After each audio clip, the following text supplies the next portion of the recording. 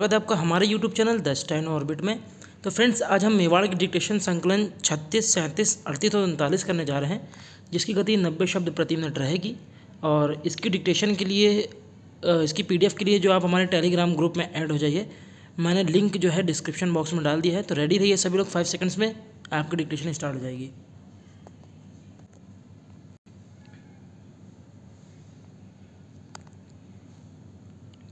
महोदय, यहाँ पर मानव अधिकार के बारे में चर्चा हो रही है। मानव अधिकारों के विश्लेषणों से स्पष्ट हो जाता है कि इस मामले में सभी देशों को मिलकर समग्रतावादी दृष्टिकोण अपनाया जाना चाहिए। मेरे विचार से केवल राजनीतिक, सांस्कृतिक या सामाजिक अधिकारों में से किसी एक को ही तरजीह देने से समस्या नहीं सुलझाई जा सकती है। हम इतिहास के मुकाम पर पहुंच चुके हैं। वहां तक यह कतई नहीं कहा जा सकता है कि केवल राजनीतिक अधिकार मिल जाने से बाकी अपने आप हो जाएगा।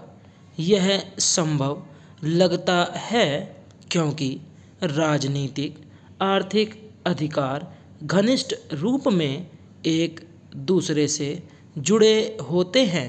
हम आमतौर पर मानते हैं कि प्रजातांत्रिक व्यवस्था में कभी अकाल की स्थिति निर्मित नहीं हो सकती है।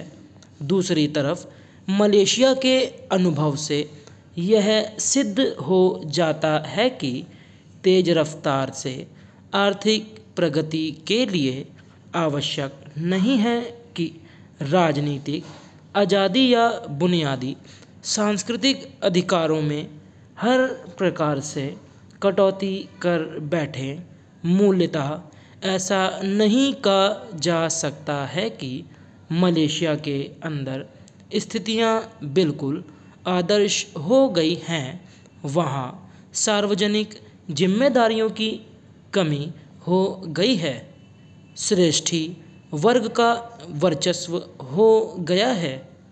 पुरातन पंथी राजनीतिक संस्कृति से संबंधित अनेक तरह के बंधनकारी कानून कायदे प्रचलित हैं।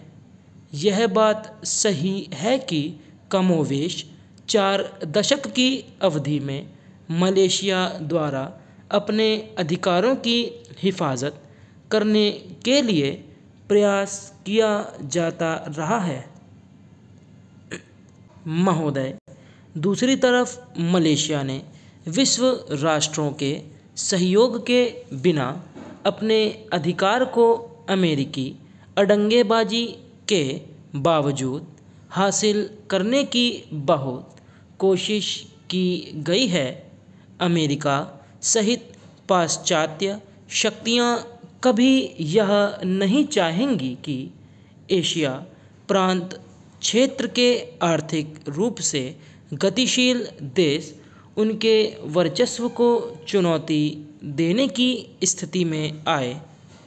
इसका जवाब देने के लिए इस क्षेत्र के लोगों को वैश्विक सूचना तंत्र की धमनियों तक पहुंच का अधिकार देने के लिए मांग करनी चाहिए, ताकि वे उनकी तकनीक का उपयोग कर सकें, वैज्ञानिक ज्ञानकोश का इस्तेमाल कर सकें।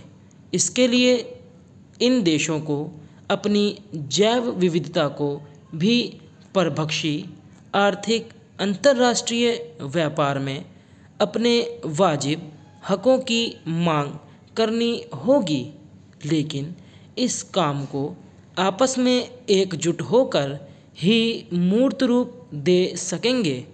मुझे आशा है कि वे आपस में एकजुट हो जाने के बारे में विचार करेंगे।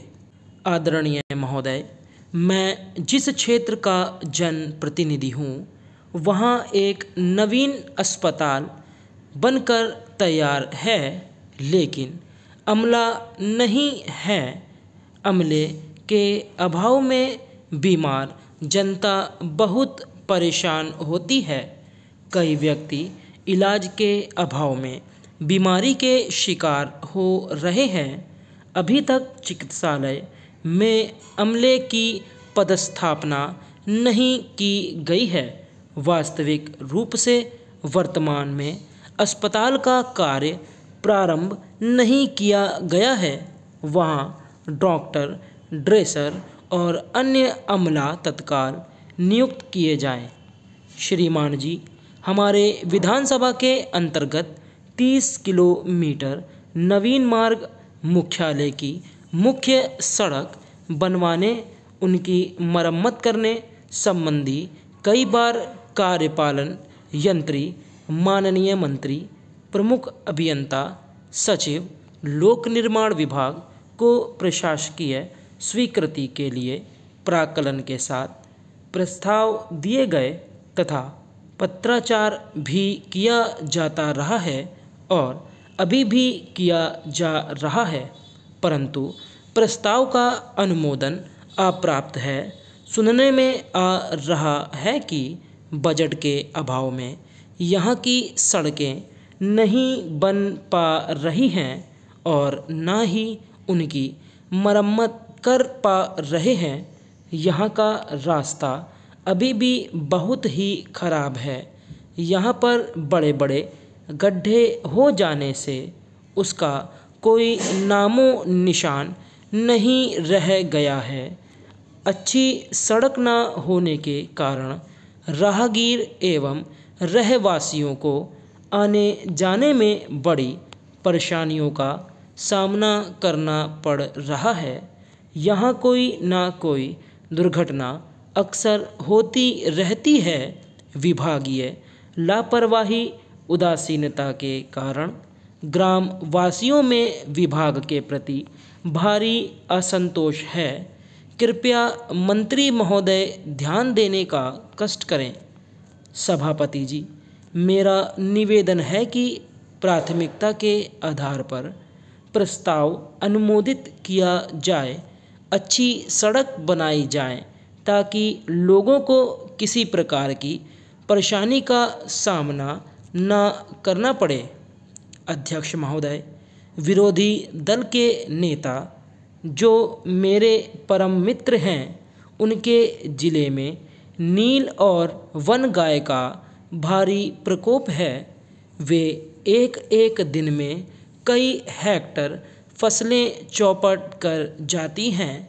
मुआवजा देने के लिए नियमों में प्रावधान किया जाए ताकि किसानों को हुई हानि के एवज में मुआवजा मिल सके।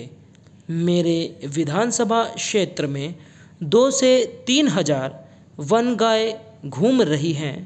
प्रतिदिन किसी न किसी किसान की बहुमूल्य फसल चौपट कर रही हैं। मैं जनता का प्रतिनिधि हूँ, इसलिए सरकार से अनुरोध करना चाहता हूँ कि इस समस्या के आतंक से छुटकारा दिलाने के लिए किसानों को संरक्षण दिया जाना चाहिए। किसानों के फसल की हो रही हानि पर मुआवजा नहीं मिलने से उनको संकट का सामना करना पड़ रहा है। आज हमारे लिए खुशी की बात है कि भारतीय महिलाएं बहुत से अंतर्राष्ट्रीय संगठनों का प्रतिनिधित्व कर रही हैं।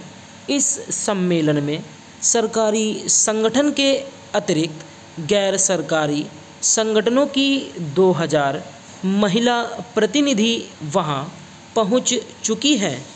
इस सम्मेलन में विदेशी दानदाता एजेंसियों के माध्यम से ग्रामीण स्तर तक की भारतीय महिलाओं ने भाग लिया था। मैं महसूस करता हूँ कि भविष्य में इन महिलाओं की ओर से उठाई गई आवाज़ का निश्चित और सोचा समझा असर जरूर पड़ेगा। स्टॉप। तो फ्रेंड्स मैं उम्मीद करता हूँ कि आप सभी ने ये डिक्टेशनें बहुत अच्छे से कर ली होंगी।